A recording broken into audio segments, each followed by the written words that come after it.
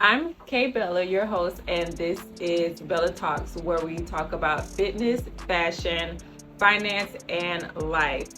And I have on the show a young lady that I met through another beautiful young lady, and I have the pleasure of having her on the show. I asked her and she said yes, and I'm so excited.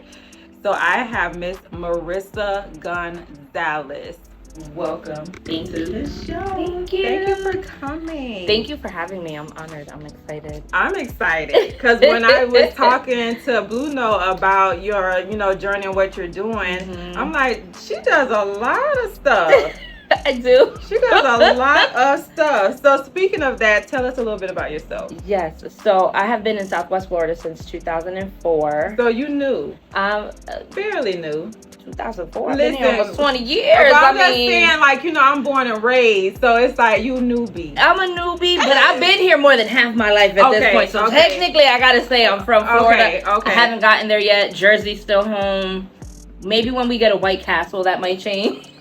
You know what? Wait a minute. So you're not gonna do us like that? Because we did have a White Castle. What happened? I wasn't here for it. No, my grandma used to bring home White Castles, and that was a treat after school. Listen, yes. We had a Juicy Lucy. We had everything. That is one thing. When I moved here, Juicy Lucy had just closed, and I had a friend that lived in Moore Shores, and she was like, "Girl, that Juicy Lucy." I'm like, "I've never had Juicy Lucy in my life," and my heart is a little broken about that. Yes, where that Radio Shack used to be. Yes, where Rainbow is now. Yes. See, we did have stuff. They just took it away from us. We need it back. If you're listening to this, Juicy Lucy, White Castle, we need you to come back to the 239. We don't want to drive to Orlando. I'm a Jersey girl, born and raised in Jersey, moved here in 2004, did 3 years of high school, Lehigh Senior. Okay, so I'm a Lehigh baby. Yes, I'm a lightning. And I went to college here. I went to cosmetology school. I'm a nail girl. Okay, I've never really been nail girl. I've never been girly, but nails, that was always, like, even to today, if I don't have my nails done, my best friend will call me out on the live if my nails aren't done. What? My mom will be like, "Are you okay?" It's like serious? It is. Like, it's such a part of my identity now that it's just like, "You don't got your nails done? Like, are you okay?" Depressed? That's what they be asking. They're like, "Girl, I've been busy. I don't have time. I've been traveling." So nails has definitely always been like my thing. Built my professional career in Southwest Florida after graduating from Rasmussen College. I actually got into the medical field, which, funny enough, I told myself I never wanted to be in medical. Really? Yes. And my degree is criminal justice with a specialization in youth services. Because I've just always had a thing about the babies, our next generation. That's just always been my thing. And after I graduated, it seemed like the only job opportunities or employment opportunities were to get into detention centers.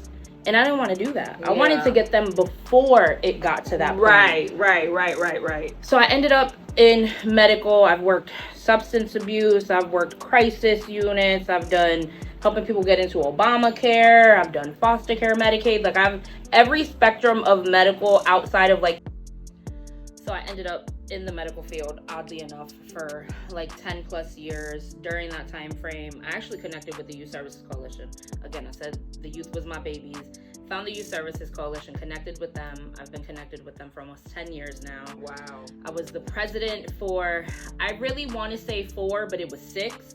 Just because of COVID, the last 2 years, there wasn't I wasn't living up to the standards that I had set for myself for the Youth Services Coalition. So while it has been 6, because I actually just stepped down from that title as president. So, time to let other people shine and focus on other ventures. That's not to say that I'm never here for my community, but I've just always been so community driven, which is how I got into where I am today with my businesses and things like that. Okay, so let's talk about your business, because I know we said in the beginning you're a man, you're a woman of many hats. Yes. So what is your business? So my business actually has 3 different umbrellas. So the name of it is Madi G Solutions. Okay. And I picked that because there's so many problems that we face in the world today. Right. That I really feel like the areas that I've honed in on, I am able to help people find solutions for that. And I'm Madi G. So it worked out. Not Easy Solutions. I'll shout out Be Frank to that one because we have a little thing, and he's like, you got that inspiration for me, and I'm like, you know what, bro? I'll let you have that. So shout out to Be Frank from Gulf Coast Leisure, GCL. I'm gonna give him that plug, Be Frank Solutions. But it initially, so rewinding back to 2016, kind of getting a little personal. I went through a toxic relationship, like many women can probably relate to, men as well, right? Right. And I just didn't know my worth. I didn't know my value. From a young age, I was always teased about being overweight or excess body hair because I do have a condition called PCOS, which is basically imbalance of hormones. So, and your girl is Puerto Rican, right? So, I mean, you just got a little bit of extra hair on the arms and on the legs and stuff. I just got to shave a little bit more. But as a young kid, kids can be mean, kids can be cruel. So I just grew up getting teased for things that were, in my eyes, out of my control. Right. Yeah. So that, fast forwarding to growing up and not really knowing my own worth and having low self-esteem and things like that, I, got with a guy who I thought I was in love with, and now I realize it wasn't love. But I accepted things that I shouldn't have accepted, We all do. Cheating, verbal abuse, lack of support. There were some good tendencies, but the bad was bad, the good was straight. And that actually ultimately led me to receiving an HIV diagnosis in 2016. Wow. Yes. So that kind of put me in like a super deep depression state. Wow. Because in my head, it was like, this isn't the life I chose for myself. Right. There was a lot of ignorance and uneducation about HIV. Growing up in Paterson, New Jersey, we don't talk about sexual health education. Whatever they did talk about, I remember we had a class. I don't remember anything from it. I remember the little booklet. Yeah. About your menstruation, and that was it.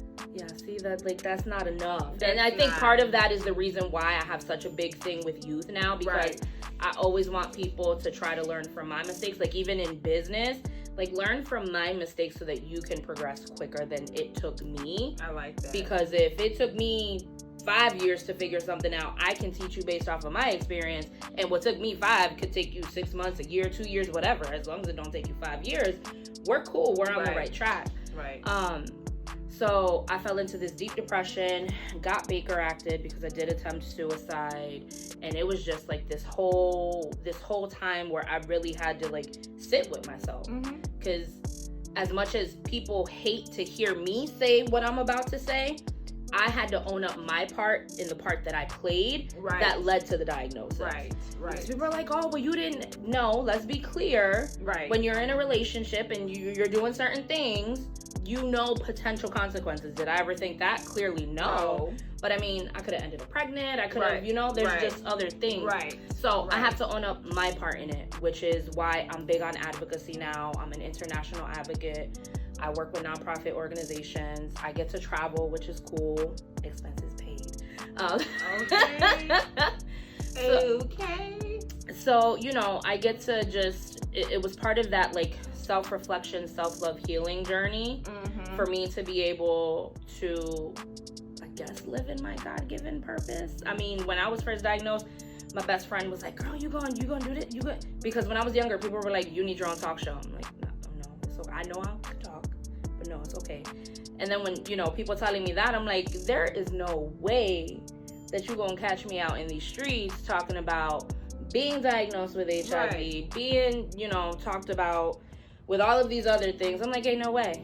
And, fast forward almost 7 years later, I've been on stages sharing my story. I've traveled to Honduras. I'm going to Las Vegas in a few weeks. I'm going to New Orleans in May. I just went to Puerto Rico in October. I've done national campaigns in DC. So it's just crazy to see. I did a thing with Pace Girl Centers the other day, and not to kind of get off track a little bit, but I created this poem, and basically in it you can turn your pain into fame. And that's basically how I view now my HIV diagnosis, not in the sense of I'm famous or I'm putting clout on HIV, but no, I'm being truthful in my truth, in the hopes of educating others, in the hopes of changing somebody's life, in the hope of saving somebody's life, really. My mom, which is production, she always says what you go through is never for you, but it's for somebody else. Absolutely. And even though we look at it as why me, God's like, why not you? Yes. Because you can be that testimony for somebody that's going through that test. Yeah, I say that too. That's really big, that you actually took something that was so bad in your eyes at the time, but you made it into something that is just amazing. Yeah. So I commend you for that, because a lot of people do not like to talk about stuff like that. We let alone we don't even have to have it. We just don't want to talk about it. Right. It's just especially like in our community. Elephant in the room. It's like, oh, you know, I don't want to talk about that. Or they hear like, oh, so and so might have something, and it's just like, you know, it's just so crazy how our community deals with health. Period. Yes. Yeah. And it's that take it to the grave mentality. We want to sweep it under the rug. We're not going to talk about it. We don't want to talk about it. And that's a lot of different areas, not just, you know, health, but safety and just, you know, a ton of areas. There's just always been that mentality within the Black and brown communities more so, and I can only speak to those communities because those are the ones that I'm connected to. There is that generational mentality of, we don't talk about that. We don't go to therapy. I'm not crazy. And it's like, life happens. Right. You're not crazy. Life is crazy. Yes. And you need resources. Right. To deal with the crazy. Right. And then when things happen so drastically, we always be like, well, what happened? Like, why he ain't do this? But that person never had an outlet. He didn't feel safe. She didn't feel safe. So it's like, okay, they did something, went off the deep end. Not everybody want to question it, but was anybody there to help that person? Right. And you know, I saw a thing on TikTok the other day, and I kind of laughed at it, but it's so true that growing up, our parents were always, I'm not your friend. Right. And now here we are in our 30s and our 40s, and mama want to be friends. Right. And it's like, I don't know how to be your friend because you told me we wasn't friends. Right. How we building up this new relationship? Like, I'm grown now. Right. I don't want to talk to you. You told me my whole life, don't talk to you. Yes. So, you know, funny, not funny, but it just speaks volumes to the way that we were brought up and the generational mind frame behind certain aspects of things. And I think as parents, yes, you have to draw that fine line, but you know, and I'll props my niece's mom for that, because she does a pretty good job at, listen, at the end of the day, I am your mother. There's going to be respect, there's going to be rules, there's going to be balance, but I'm not saying I'm your friend. But I want you to know that whatever it is, no matter how uncomfortable, you can talk to me about it. Right. And that's the key. Right. So, I hear that you're an advocate. What are the other hats that you wear? So the other hats are financial literacy consultant, and I hone in on that financial literacy piece.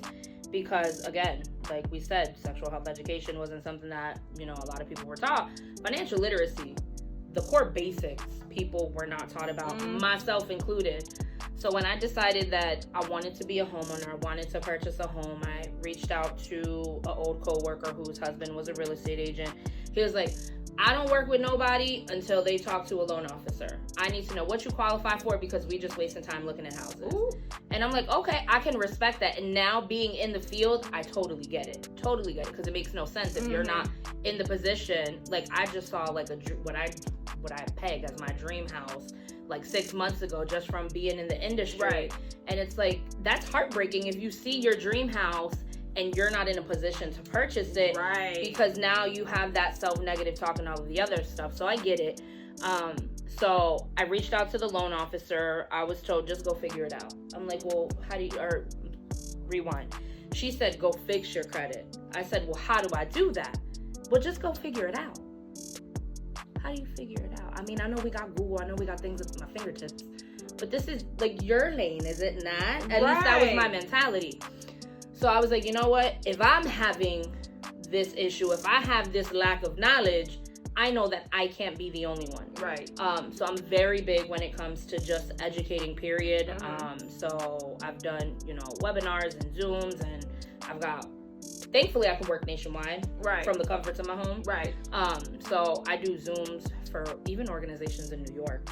Oh, that have hired me just to, hey, talk to our staff, talk to our clients about the basics of financial literacy. So I break down credit. We talk about budgeting, we talk about savings, we talk about debt payoff. Right. Because if you want to be a homeowner, if you just want to save for 6 months of an emergency, if you want to truly retire without having to go back into the workforce, at one point, these are the conversations that we need to be having. I like it because a lot of people don't know. Once they get into the home, it's still work of trying to get your finances where they need to be because you got to maintain that home. There's taxes involved. And repairs are involved. Like we had the hurricane. So, you know, people are going through a lot. And I think, you know, financial literacy will help in those type of situations. Absolutely. So that is awesome. Awesome. And it's funny actually that you talk about the hurricane because one of the other businesses, which to me falls in line with financial literacy when people actually truly understand it, I offer residential solar to homeowners. Oh. Yeah. So let's go into that. Well, we're just peeling the onion today. Let's go into that. Let's hear it. So, you know, when I decided to start my business, and I kind of fast forward, I can kind of backtrack later as far as like how I ended up being able to why I started the business or how I got through that process. I was looking for another way that I can bring value to people in my community that made sense. Right. Because I didn't want to get involved with all of these other things that I might be interested in that I know are helpful to people. But I don't ever want to pretend to be an expert at something that's not in line with what I'm already known for. Right. Like I could go through a drive-through and somebody will look at me and be like, don't I know you? And I'll think it's from like a GCL event or like R&B Slowdown. And they'll be like, nah, ain't you the credit queen? That was wild when that happened, by the way. You'd be like, yeah. Right. So it's like I've built this reputation around being the person that helps people in this financial space. Right. Not a financial advisor, but from a space of education. Right. So now it's like, how else can what falls in line with that? Where I can still educate people, I can still help people from like a savings standpoint and bring value. And a lot of that also goes with home ownership. Yes, so that exactly. Ties in with that too. Right, because a lot of my clients were coming to me and I'm like, okay, what's your goal? Why are we here? Why do we want to fix the credit? Well, I want to buy a home. And so that's what got me in the mindset of real estate. But it's like, I wasn't interested in getting my real estate license. At some point, I probably will. I'm going to let y'all in on that secret. At some point, I probably will. But it wasn't what I wanted to do in that moment. Right. So I started looking for other avenues. And one of my business partners, after a previous company had to go through some things, they were like, we're looking at solar. I'm like, they knock on my mom's door and I tell her all the time to say no. Like, stop knocking on the door. And that's crazy because solar's been a thing for a long time. It's just that nobody's tapped into it. Right. It's been a thing for so long. Yeah.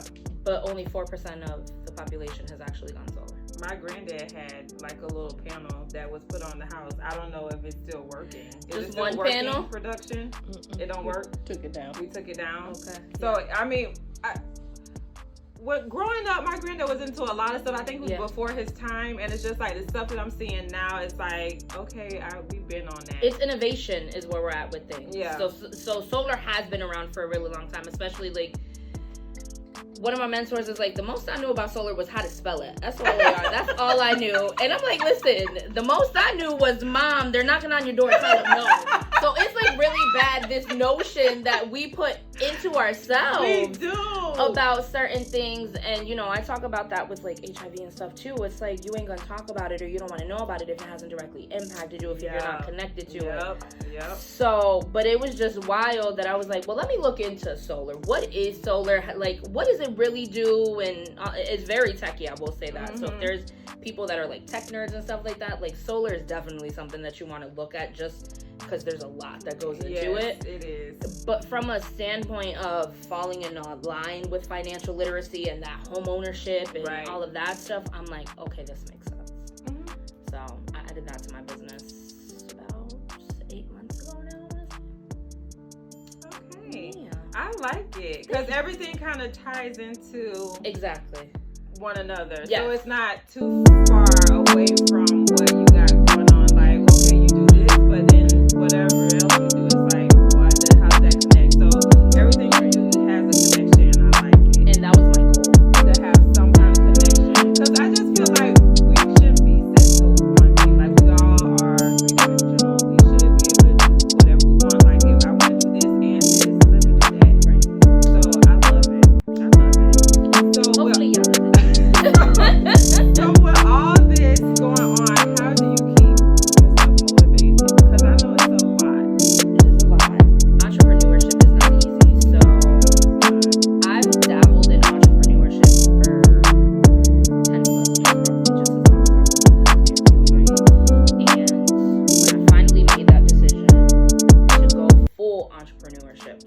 started my financial literacy business in September of 21.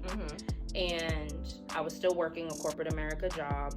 And when I finally decided to not be the guest girl anymore and kind of start doing more stuff for myself, I found that there started to be issues within the workplace because I wasn't giving of myself as much. Right. And you're not as valuable because we can't use you. Right. And, you know, I got to the point where they let somebody go. I was working 2 caseloads as far as like, and every caseload could be anywhere from like 50 to 200 cases. So now I'm doing double that because they decided to let somebody go. And Marissa was just like, oh, you giving overtime? Okay. Not really understanding, like, no, like this isn't healthy. Like the money is cool, but it's not healthy. And when I started to realize that I was sacrificing certain things to build somebody else's dream. Hello. I was like, I can't. Can I get a high five on that? Yes.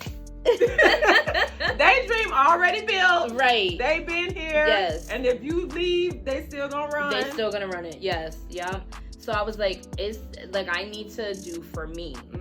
And when I had finally decided I'm gonna put in my 2 weeks notice, because there were other things, you know, not feeling valued, just high school stuff and disrespect and just a whole bunch of stuff that when you're in a space, I will say the business that I put myself in, the business that, or the people that I'm around in my business, it's a lot of personal development. It's a lot of growth. It's a lot of positive things. Yes. And when you walk into a 9-to-5 on a daily basis that doesn't reflect that doesn't give back to that. Like I remember one of the girls was just kind of like a negative Nancy. She was complaining about everything.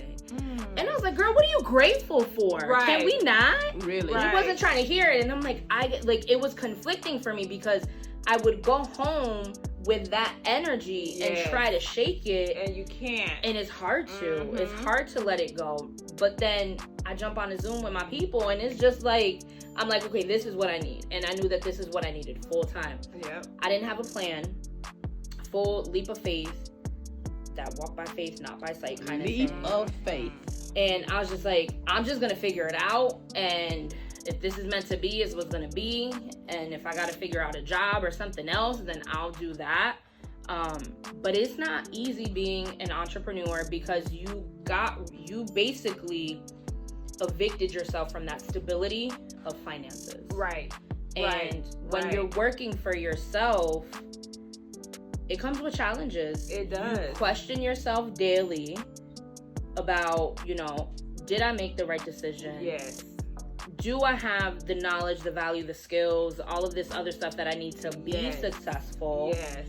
It's a lot. It's a lot. And then not only that, going from a stable paycheck to now you trying to figure out how you gonna be able to pay your bills. Yes. And is this, like you said, is this the right choice that I made? Because it's gonna start off slow. Yes. It's not gonna be like once you jump out, you're gonna have all this money and everything. It's gonna be a slow process. Well, you're gonna be tested too. You're gonna be tested to see if you've got the grit, if you've got the desire, if this is something that you're really supposed to be doing. Because if you're easy to quit, if you're easy to give up, you're not meant for entrepreneurship, or at least not that lane of entrepreneurship. And I was talking to a friend of mine since 3rd grade.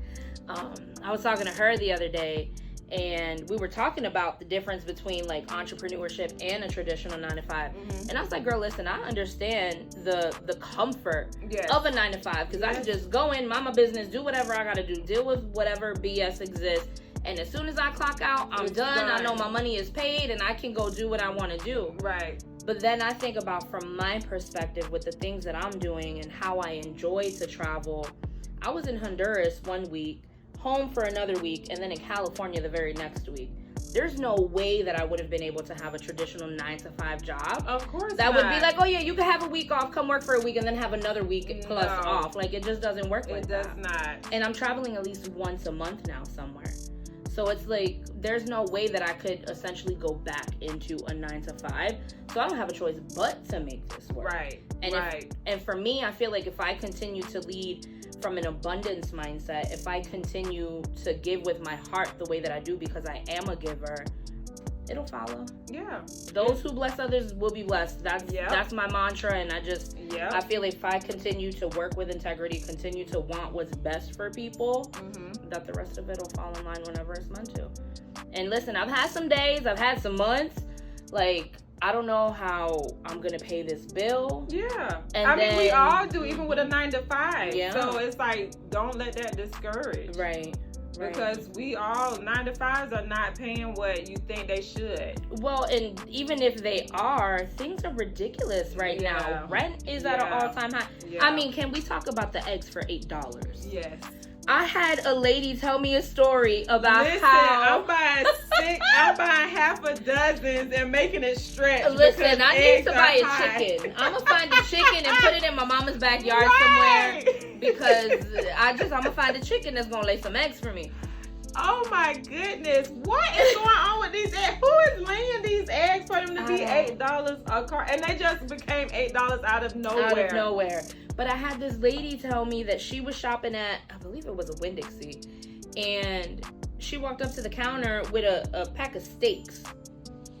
It was the register guy said, these are cheaper than a pack of eggs. Yes. I'm like, wait, I could buy steak cheaper than eggs? It's a problem. Something's going on, and we need to figure out what's going on with these eggs. Inflation. They said something about the chickens were contaminated at some place. So now there's a shortage. So now they supply have demand. Right, right, exactly. Yeah. Which isn't anything, right? Supply demand. Like, that's what I tell my homeowners when I talk to them about solar. Like, I get you want to think about it, but it's really a no-brainer. When I can tell you, I had a guy that I was just helping the other day, and I showed him everything. It's like, I'm locking you in for 25 years at $197 a month.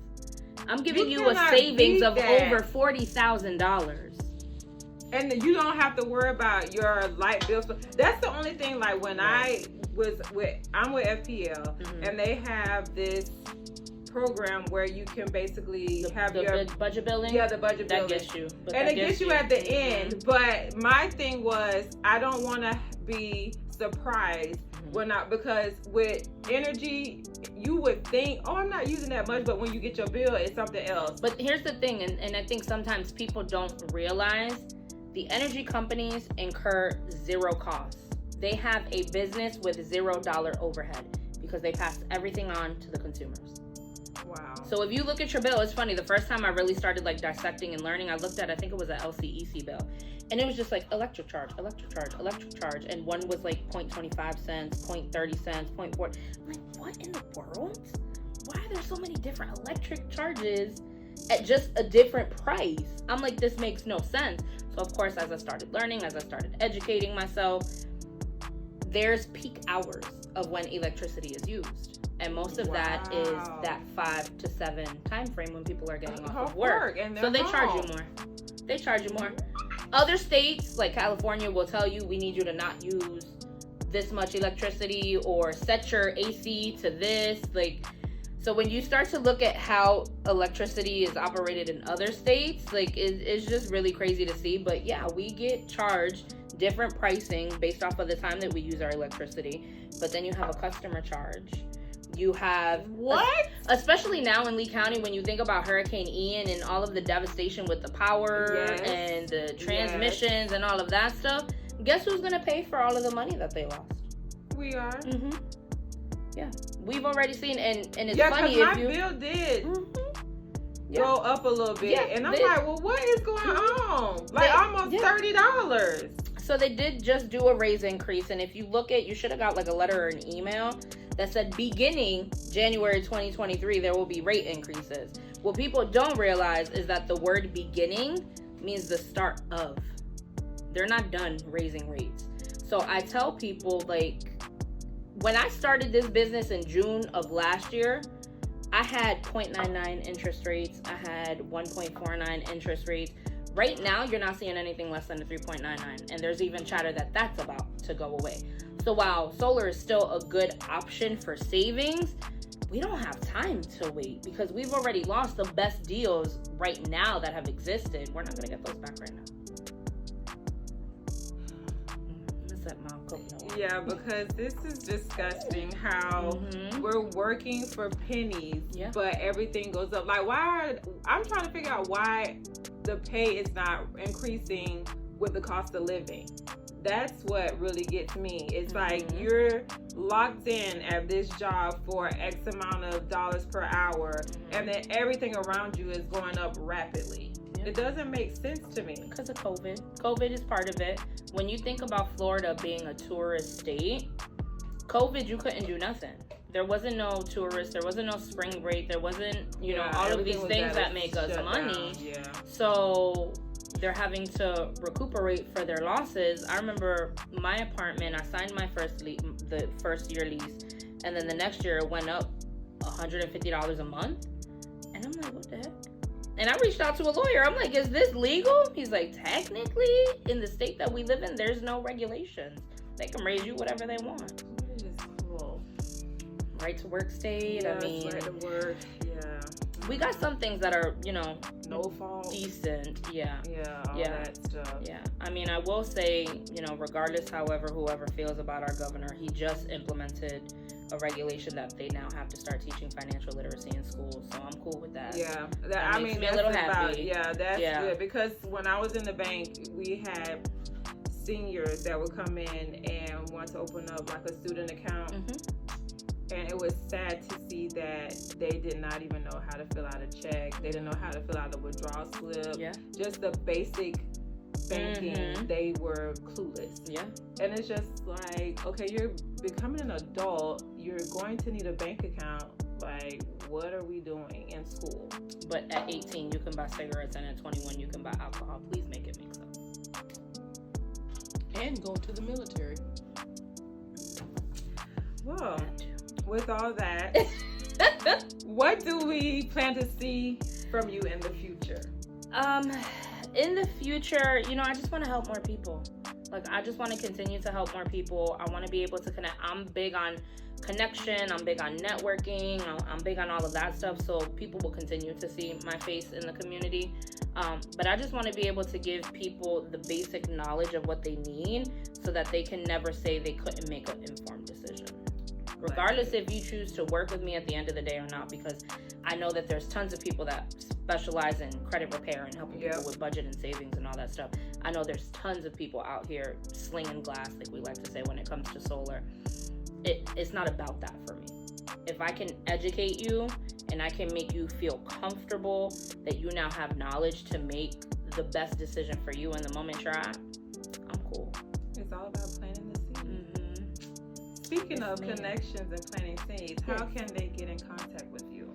So I'm big on social media, so you can find me on Instagram and Facebook are usually like my go-tos. I'm trying to get better with TikTok and LinkedIn and all of that stuff. TikTok, I'm still trying to get it's just, when you're an entrepreneur and you're doing everything by yourself, it's like you gotta figure some things out. Yes. And the fact that Facebook and Instagram let me automate and they do both at the same time, it makes my life easy. But I think there's a way you can link TikTok too, and I'm trying to figure it out. But there's a way from Facebook you can link TikTok. Oh, really? Get with you. Okay. Yeah. Because I know that things like Hootsuite and stuff like that exist. I don't know. I haven't gone those routes yet. Because I still like to manage, because I want it to be personal. Like, I want you to know that it's me. Right. Like, I might schedule some of my posts just because, like, I know I have, like, a busy day. Right. So I'll schedule some stuff out. But it's still authentic. It's still me. And I think that's the biggest driver behind social media for people is, like, and I never had a business page until recently. And I really still don't even really use my business page because for me, it's like, you're going to like me, you're going to love me. For me, all of those aspects, whether it's the HIV education, the financial literacy, the solar, whatever it is, my dogs, I'm a dog mom, when I travel, like you're going to see it all in the same place because I don't want to be that traditional salesperson because at the end of the day, while I do like to educate, I am in the business of sales. I don't like to say it, but it's facts. Yeah. But if I can show you that I'm not a typical salesperson and I'm not just here to scam you out of your money. That you're personable. Right. That you can connect. Yeah. So Facebook, it's my first and last name, Marissa Gonzalez. And then all the other platforms, Twitter, TikTok, Instagram, it's Mari G Solutions.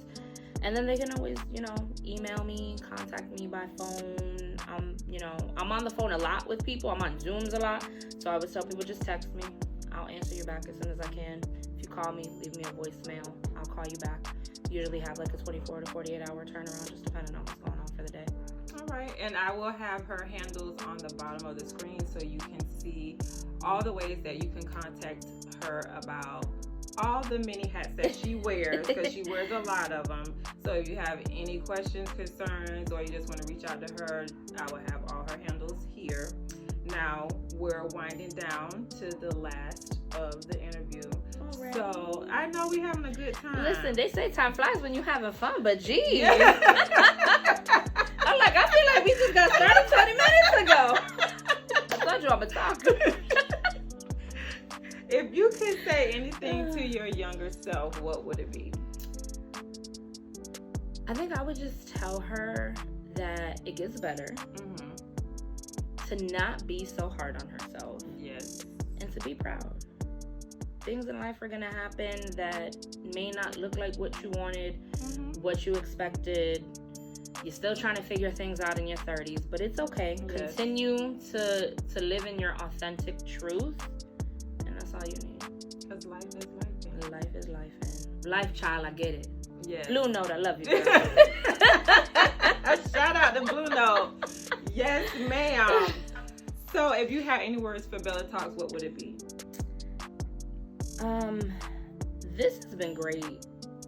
Like, listen, Bella Talks is dope. Like, you and I have crossed paths in a couple, different, just again, being community people, social butterflies, being personable. We've crossed paths. Like, Bella Talks is dope. You guys definitely need to follow Bella Talks. Like, just being able to bring people, especially from our community, because I think there's such this connotation and notion of, well, I'm not born and raised from Fort Myers. I've been here more than half my life now. So I get a pass. Thank you. I don't know why Speedy 2's just popped in my head. And I'm like, Speedy 2's ready to go. Because I used to live on Lily Street, so that's why when I was thinking back to what I was gonna say, I thought about Lily Street, I thought about Speedy 2, but what I was gonna say, Speedy 2's got the best, grilled cheese. Listen, that chicken wing box. Yes. Listen, can we bring? First of all, Speedy 2's, I need you to come back. Second of all, can you just start making chicken wing boxes out of your house if you ever see this? Because I was going to talk about what I was going to say about the connotation of Fort Myers, and I don't know why I was taken back to my very first apartment on Lily Street. And then I thought about Speedy 2's, because it's like, I may not be from here, but I'm from here at this point. Okay, you definitely get a pass, Speedy 2's. Yes. Yes. But it's like there's this notion of Fort Myers and the poverty and the hood and the this and the that. Yes. And it's like, no, Bella Talk brings you a piece of reality of Fort Myers. Anywhere you go. We have a lot of golden nuggets in this community that need to be hidden gems out in the open. Like you said, they make it seem like, oh, it's so crime and this and that. No, that's anywhere you go. Anywhere you go. Listen, I'm from Paterson, New Jersey. I've traveled several different places. Anywhere you go, it doesn't matter the nicest neighborhood you live in. A robbery can happen, a shootout can happen, like any of those, a bad car accident can happen. It's like any of that stuff can happen anywhere. And I think for me, the biggest thing with Bella Talks is that it shows the people here in our community, in our neighborhood, that are doing things that hopefully help inspire people who are stuck in that mindset of, oh, I'm just from Fort Myers, I can't do nothing. Nah, you from Fort Myers, you can do something. Right. What? She just left Honduras. And she been here, she talking about Lily Street and Speedy 2.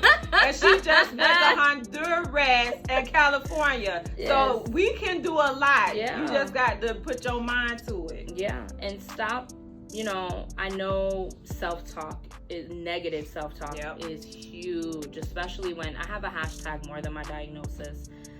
Because I really want people to realize, regardless of the diagnosis or whatever it is that you've been labeled as, like, we are so much more than that, but we don't believe it.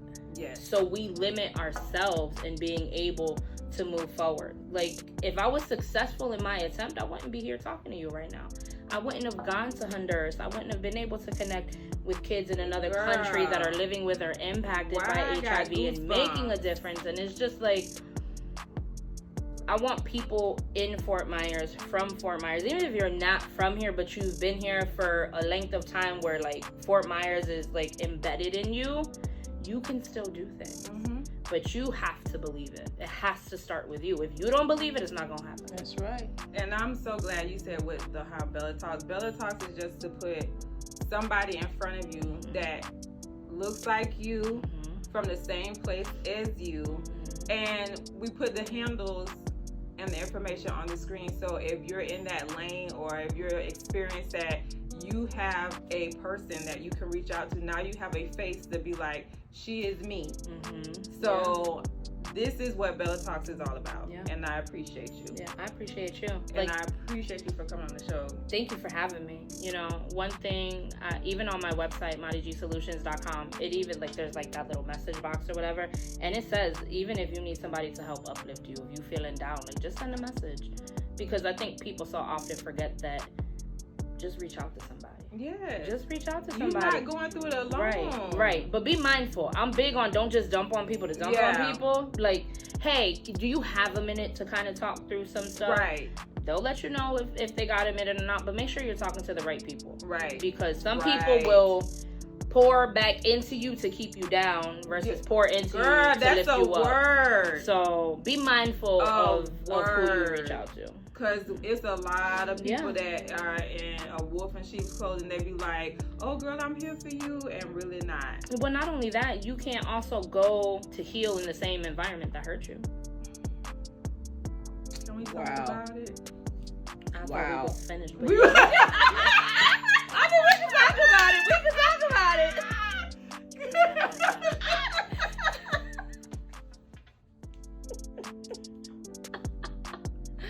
I'm sorry, y'all. This is just what I do. So sorry. We'll be here for another hour. That is a story for another day. Yes. But we having fun, but I have to end it here. So I'm your host, K Bella, and I am here with the marvelous Marissa Gonzalez, and this is Bella Talks.